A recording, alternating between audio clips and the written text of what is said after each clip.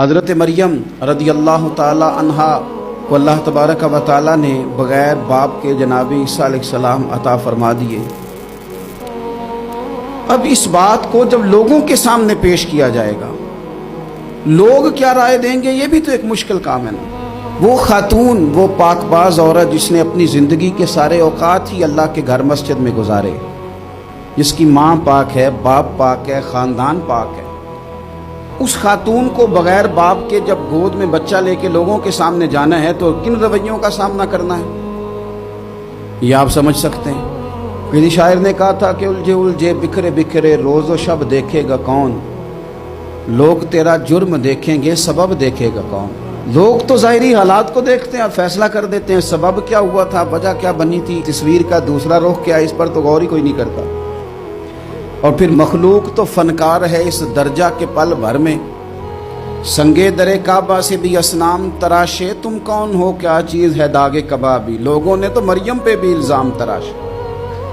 بڑے بڑے باعزت باوقار لوگ، اور ذرا سا کہیں کوئی نقطہ لوگوں کو نظر آتا ہے تو لوگ اس نقطے کو بہت بڑا قصہ بنا لیتے ہیں، بہت زیادہ داستان سرائی کرتے ہیں، نیک لوگوں کو بڑی تکلیف پہنچاتے ہیں۔ لیکن اگر وہ شخص سچا ہے اور اپنے رب کی بارگاہ میں وہ صاف ہے تو پھر اسے زیادہ وضاحتیں دینے کی ضرورت بھی نہیں، اور ویسے بھی جب لوگ بہت زیادہ مخالفت کر رہے ہوں تو وضاحتیں دینا کام بھی نہیں آتا، اس وقت صفائی دے کے انسان مزید الجھتا چلا جاتا ہے۔ حضرت مریم کی گود میں جناب عیسیٰ علیہ السلام تشریف لے آئے تو جناب مریم کو حکم تھا کہ آپ نے بولنا ہی نہیں، آپ نے بات ہی نہیں کرنی، آپ خاموش رہیں۔ وہ خاموش ہیں، بچہ پنگوڑے میں ہے، قوم کے سامنے ہے تو قوم بڑے سخت نظروں سے دیکھتی ہے، بڑے سخت جملے کہتی ہے، اور انہوں نے کہا کہ مریم یہ بچہ کہاں سے آ گیا، آپ بھی نیک، آپ کا باپ بھی نیک۔ تو جناب مریم نے کیا کہا، قرآن مجید سورہ مریم کی آیت نمبر 29 دیکھیے، فَأَشَارَتْ إِلَيْهِ، تو جناب مریم نے نا پنگوڑے کی طرف اشارہ کیا، جناب عیسیٰ کی طرف اشارہ کیا، توجہ ادھر کی، فَأَشَارَتْ إِلَيْهِ، بچے کی طرف اشارہ کیا، گویا اس سے پوچھ لے تو قوم کیا کہتی ہے۔ انہوں نے کہا قالوا کیف نکلم من کان فی المہد صبیا، یہ کیسے بات کرے گا، یہ تو پنگوڑے میں بچہ ہے۔ پنگوڑے میں بچے بھی کبھی بولے ہیں، وہ بولتے ہیں بھائی پر جب رب چاہے، اور جب اللہ اپنے بندوں کو صاف کرنا چاہے، اور جب رب اپنے بندوں کی عزتوں کا محافظ بنے تو بچے پنگوڑوں میں بھی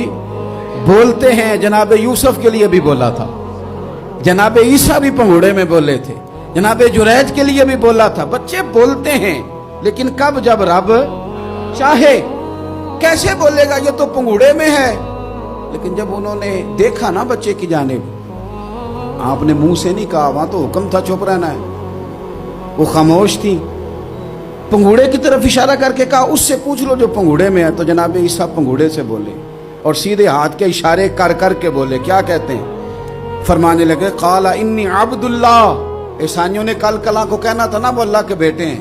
تو انہیں بات یہاں سے شروع کی، کہنے لگے لوگوں سنو میں اللہ کا بندہ ہوں۔ بات شروع یہاں سے کی، جو کل بات ہونی تھی آج اس کا اظہار کیا، کہنے لگے انی عبد اللہ، میں اللہ کا بندہ ہوں، آتانی الکتاب، مجھے کتاب دی گئی ہے، وجعلنی نبیّا، اور رب نے مجھے نبی بنا کے بھیجا ہے۔ 10 منٹ پہلے جناب مریم کے بارے میں رائے لوگوں کی اور تھی، اور 10 منٹ کے بعد اور تھی۔ 5 منٹ پہلے باتیں اور تھیں اور 5 منٹ کے بعد باتیں اور تھیں۔ جب رب بندوبست کر دے، جب اللہ اہتمام کر دے، میرے بھائی ضروری تو نہیں کہ ہم پریشان ہی رہیں کہ یار یہ کام میں نے کیا نہیں، میرے کھاتے ڈال دیا گیا، یار اس جرم کا میں مجرم ہی نہیں اور میرے منہ پہ سیاہی ملنے کی کوشش کی جا رہی، یہ میرا کھاتا ہی نہیں اور لوگ مجھے تکلیف دے رہے ہیں۔ ضروری نہیں کہ آپ ہی وضاحت کریں، میرا رب بھی بندوبست فرما دیا کرتا ہے۔